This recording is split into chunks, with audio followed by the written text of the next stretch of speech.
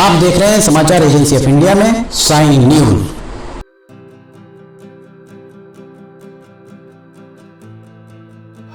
नमस्कार दोस्तों, समाचार एजेंसी ऑफ इंडिया की साइन न्यूज में लिमटी की लालटेन के 362वें एपिसोड में एक बार फिर आपका स्वागत है। हम सिंचाई विभाग की कॉलोनी में खड़े हुए हैं। सिंचाई विभाग की ये अपर बनगंगा कॉलोनी यहाँ कहलाती है और अपर बनगंगा कॉलोनी में से लगा हुआ ये औद्योगिक क्षेत्र यहाँ आप देख रहे होंगे। इस औद्योगिक क्षेत्र में क्रिसेंट एलाइज प्राइवेट लिमिटेड, ये उसकी क्रिसेंट एलाइज की फैक्ट्री और क्रिसेंट एलाइज का यहाँ पर पूरा आप भूखंड देख रहे होंगे। सिंचाई विभाग की कॉलोनी, यहाँ पर आपको सिंचाई विभाग की कॉलोनी में यहाँ पर दिख रहा होगा ये दूरदर्शन अनुप्रसारण केंद्र, जो यहाँ पर दूरदर्शन का रिले सेंटर यहाँ था, उसका एक बोर्ड आपको दिखाई दे रहा होगा। यहाँ अगर आप देखेंगे तो यहाँ पर भी दूरदर्शन अनुप्रसारण केंद्र, दूरदर्शन रिले सेंटर, ये हम आपको यहाँ दिखा रहे हैं। और आज 3 अक्टूबर सोमवार को हम यहाँ पर पहुंचे हैं।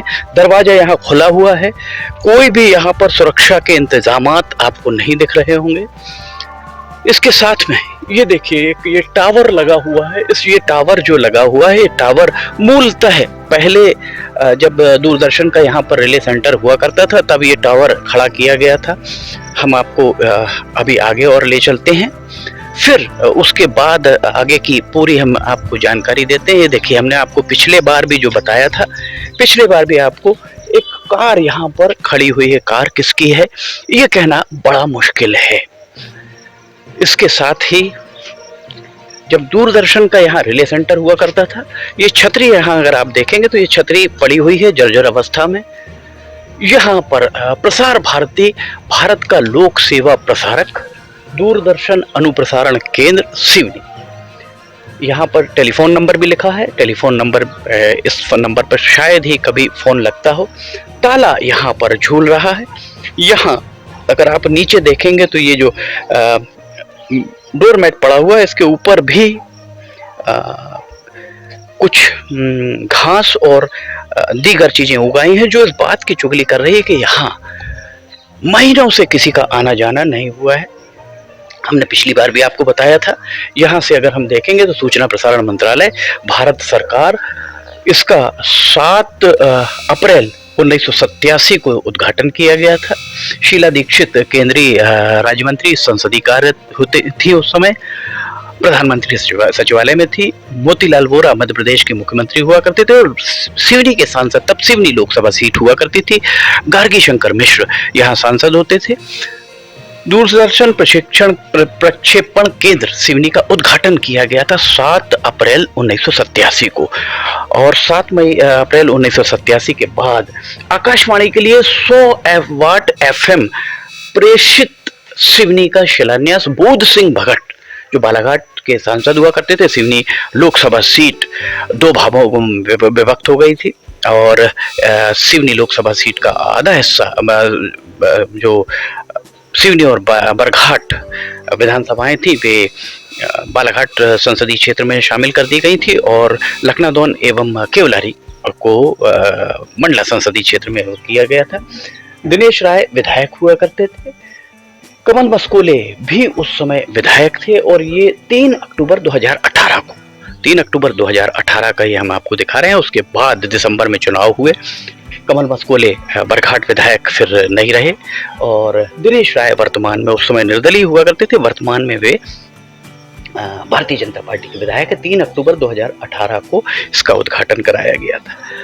बात अभी दूरदर्शन प्रक्षेपण केंद्र का हम आपको इसलिए यहाँ पर लेकर आए हैं क्योंकि हाल ही में सांसद डॉक्टर ढाल सिंह बिसेन के हवाले से ये बताया गया था कि यहाँ जो केंद्रीय सूचना प्रसारण मंत्री, उनके द्वारा ये जानकारी दी गई थी। उनके हवाले से डॉक्टर ढाल सिंह बिसेन के सोशल मीडिया फेसबुक पेज पर ये बात आई थी कि मशीनें सिवनी आना आरंभ हो गई हैं।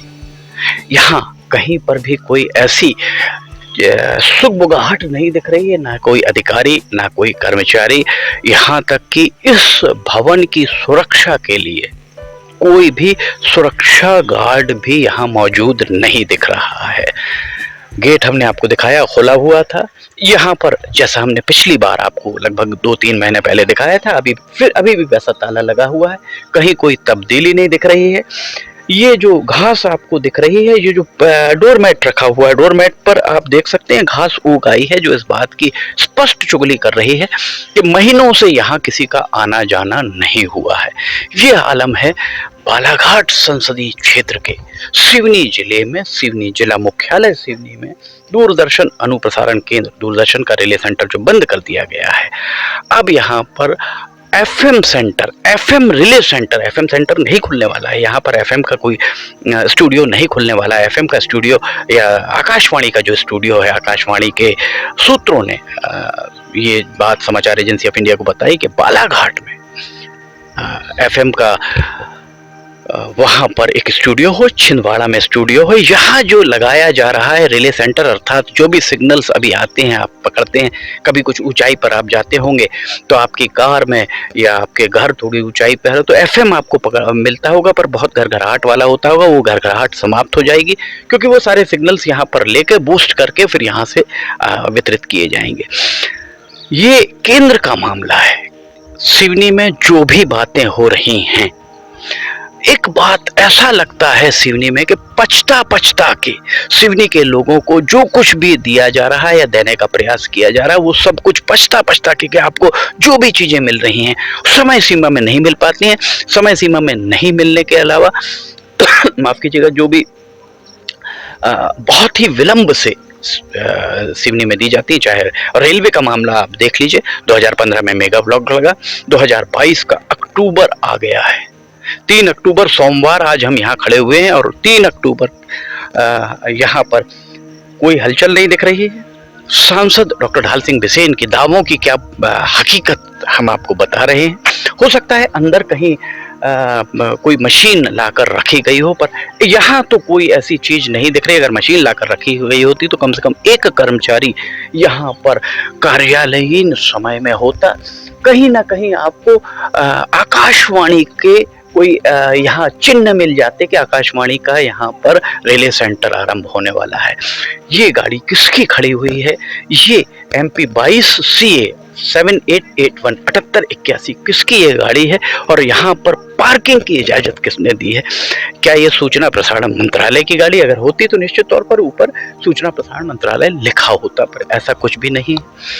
हम आपको बता रहे थे कि जो भी चीजें सिवनी को दी जा रही हैं वो पछता कर, बड़ा तरसा कर दी जा रही हैं। ये पता नहीं क्यों सिवनी में एक नया ट्रेंड चालू हुआ है कि जो भी चीजें आपको मिलनी है वो सारी चीजें आपको जो समय है उस समय सीमा पर नहीं मिल पाती हैं। बार जब लोग कहते हैं 2018 के पहले बोध सिंह भगत के द्वारा ये बताया गया था कि 100 मेगावाट का यहाँ पर 100 किलोवाट का, माफ कीजिएगा 100 किलोवाट का एक यहाँ रिले सेंटर स्वीकृत हुआ था। 18 से 19, 20, 21, 22 4 बरस बीत गए हैं। 4 बरस के बाद भी अभी यहाँ पर रिले सेंटर का अता पता नहीं है। ये चीज हम आपको दिखा रहे हैं। ये देखिए दरवाजे पूरे खुले हुए हैं। जब हम आए यहाँ, जब हम पहुंचे तो यहाँ पर दरवाजे कोई यहाँ पर ताला भी कहीं नहीं दिख रहा है, दरवाजे में कहीं कोई ताला नहीं दिख रहा है, यहाँ कोई कर्मचारी भी नहीं है। और अगर आप यहाँ देखें, निषिद्ध स्थान सरकारी गोपनीय कानून 1923 की धारा 2(8) के अंतर्गत केवल वैध प्रवेश पत्र द्वारा ही प्रवेश नियम का द्वारा प्रवेश पत्र द्वारा ही प्रवेश नियम का उल्लंघन करने वाले पर मुकदमा चलाया जाएगा। यहाँ आपने लिख तो दिया है, यहाँ कोई सुरक्षा गार्ड नहीं है। अगर सुरक्षा गार्ड यहाँ मौजूद नहीं है तो यहाँ पर कौन रोकेगा या कौन बताएगा? उसके ऊपर भी झाड़ियाँ आ चुकी हैं, आप नहीं पढ़ सकते उसको। जो बोर्ड है उसको आप नहीं पढ़ सकते। ये बोर्ड जो है ये टूट चुका है, जर्जर हो चुका है। रात को कोई ना कोई यहाँ लाइट जलाने जरूर आता होगा। और आप यहाँ से वहाँ तक जो भी इसका घास फूस और जो पेड़ पौधे को भी देख लीजिए, उनकी कटाई छटाई नहीं हुई। इससे साफ नजर आता है कि इसे लावारिस हालत में छोड़ दिया गया है सिवनी के इस दूरदर्शन रिले सेंटर को, जो अब तब्दील होने वाला है FM रिले सेंटर या आकाशवाणी के हवाले से किया जाएगा। कब किया जाएगा पता नहीं। सिवनी के नागरिक पूछ रहे हैं। डॉक्टर ढाल सिंह बिसेन, आप सांसद हैं बालाघाट के, आपके संसदीय क्षेत्र का ये हिस्सा है, आपके संसदीय क्षेत्र का ये यहाँ पर खुलना है। आप यहाँ से महज आधा किलोमीटर दूर भी नहीं रहते हैं, आपका घर आधा किलोमीटर दूर भी नहीं है। इस लिहाज से एक बार आप आइए। समाचार एजेंसी ऑफ इंडिया आपको आमंत्रित करती है। हम रेलवे के मामले में भी आपको आमंत्रित करते आए हैं। हम आपको आज कह रहे हैं, आप रेलवे स्टेशन का निरीक्षण हमारे साथ करिए, रैक पॉइंट का निरीक्षण हमारे साथ करिए। यहाँ दूरदर्शन रिले सेंटर जो अब तब्दील होने वाला है आकाशवाणी या FM रिले सेंटर, उसका निरीक्षण हमारे साथ करिए।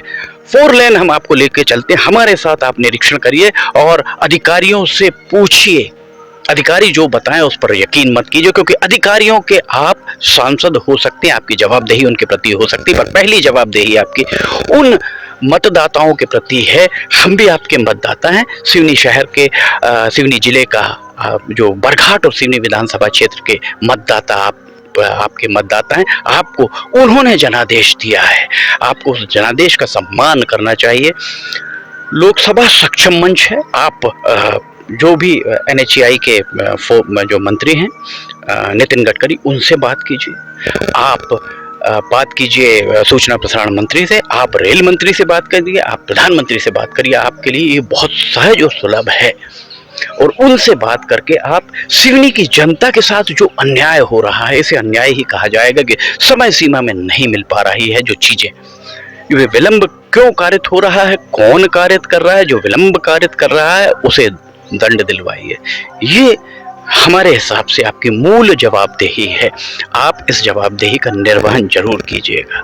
लिमटी की लालटेन के 362वें एपिसोड में फिलहाल इतना ही। लिमटी की लालटेन अगर आपको पसंद आ रही हो, आप इसे देखना चाहते हो, तो आप समाचार एजेंसी ऑफ इंडिया की वेबसाइट या साइन न्यूज़ के न्यूज़ चैनल पर जाकर इसे देख सकते हैं। समाचार एजेंसी ऑफ इंडिया की साइन न्यूज़ में लिमटी की लालटेन अन्य वीडियोस अगर आपको पसंद आ रहे हैं तो आप इन्हें लाइक, सब्सक्राइब और शेयर जरूर कीजिएगा। लिमटी की लालटेन का 363वां एपिसोड लेकर बहुत जल्द हम हाजिर होंगे।